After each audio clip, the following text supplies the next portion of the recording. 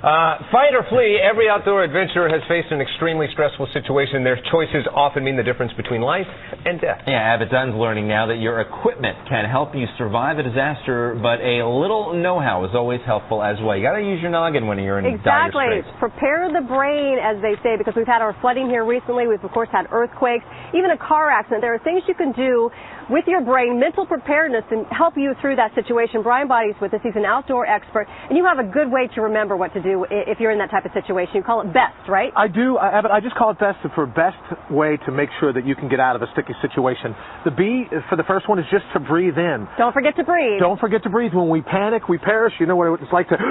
Right. And then you don't know what to do. And the next one, the E, is exhale your name. And like Abbott? Like Abbott or like Brian. Because when you get in a panic situation, you literally can forget who you are. And I know if you forget who you are, you're no way going to remember where you are. Which leads us to the S, is scan your horizon. Just don't run out just for the sake of running. Know where it is you're heading and what you're going to do. And then you decide. The T in the acronym, the number 4, is to take action. After you've kind of calmed yourself down, all the fight or flight chemicals are working for you as opposed to against you, then you decide to take action. Okay, very good. Good to remember. Okay, now you need to be prepared also with what you're wearing, too. And, Brian, you have some layering action going on. Show us what you have. You know what, Abbott? The whole key to layering is like the double-paned windows in our home. All of our gear is designed to keep our warmth in, not keep the cold out. So I started with the first one is from a company called Ex Officio. This is my base layer. It pulls all of the moisture away from my body, and I also love it. They made it with thumb holes so that I can protect my wrists, the back of my hands, and it's an antimicrobial from Ex Officio, so it doesn't, if I wear it, doesn't smell, doesn't get all funky and everything else.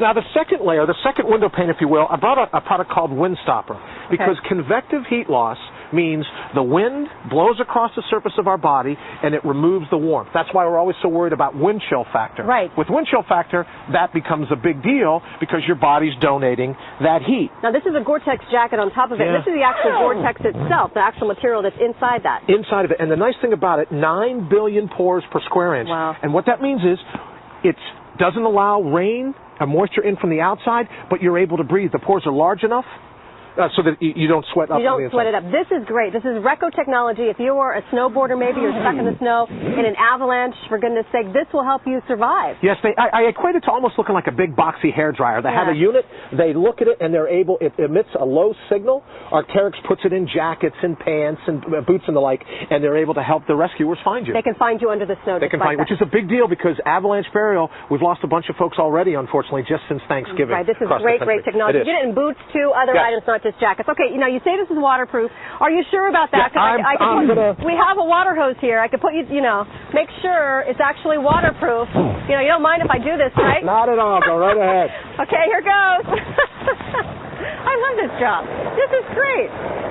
You staying dry? Really? I am just so you can see when we're done. Let's get the front of you. All right, Brian Brawdy is an outdoor expert. Good sport, too. Thanks for coming in. You're more than welcome. Thanks for having me. Abbott, turnaround's fair play. Yeah, exactly. What? Give him the hose now.